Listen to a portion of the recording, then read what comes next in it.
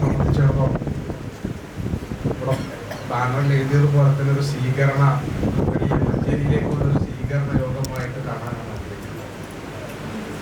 മുരളിയുമായിട്ട് ഒട്ടനവധി കാലം 30 വർഷത്തിലധികം ആയി ഉള്ള നേരിട്ടുള്ള ബന്ധവും പരിചയവും ഒരുമിച്ചുള്ള ഒട്ടനവധി സംഘടനാ പ്രവർത്തനങ്ങളും നടത്താൻ ഇടയായി.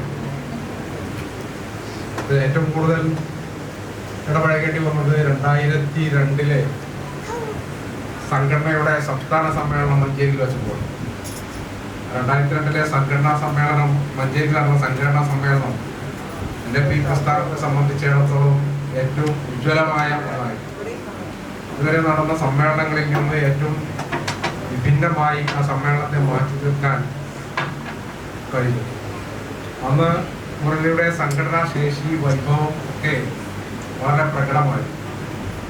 പിന്നീടുള്ള ഓരോ കാലഘട്ടങ്ങളിൽ ഒരു ഉത്തമനായ കമ്മ്യൂണിസ്റ്റുകാരൻ എന്നുള്ള രീതിയിലാണ് സംഘടനാ നേതാവ് എന്നതിനുപരിയായി ഉത്തമനായ കമ്മ്യൂണിസ്റ്റ് നേതാവ് എന്നുള്ള രീതിയിലുള്ള പ്രവർത്തനമാണ് സഖാവിന്റെ ഭാഗത്ത് നിന്ന് ദർശിക്കാൻ കഴിയുന്നത്. അതുകൊണ്ട് ഞങ്ങൾ ഈ റിട്ടയർമെന്റ് വളരെ സന്തോഷത്തോടു കൂടിയിട്ടാണ് കാണുന്നത്.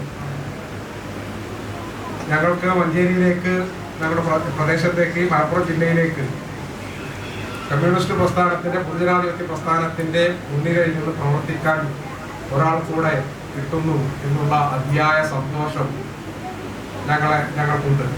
ആ സന്തോഷം NFP സംഘടനയെയും മുരളിയുടെ കുടുംബത്തെയും കൂടെ അറിയിക്കുകയാണ്.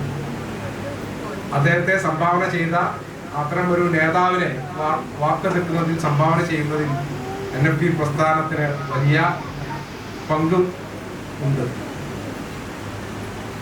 വളരെ മലപ്പുറം ജില്ലയിലെ, കേരളത്തിലെയും NFP പ്രസ്ഥാനത്തിന് പ്രതിസന്ധി ഘട്ടങ്ങളിൽ തന്നെ നിൽക്കാനും മുന്നേറാനുമുള്ള ഉജ്ജ്വലമായ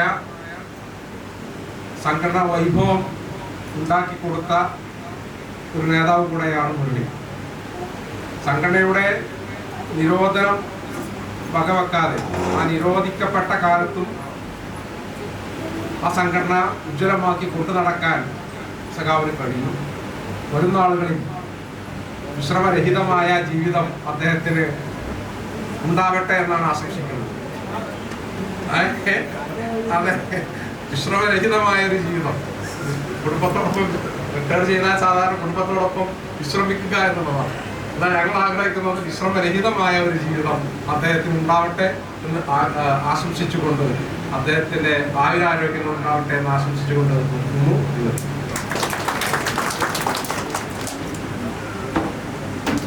കേന്ദ്ര കോൺഫെഡറേഷൻ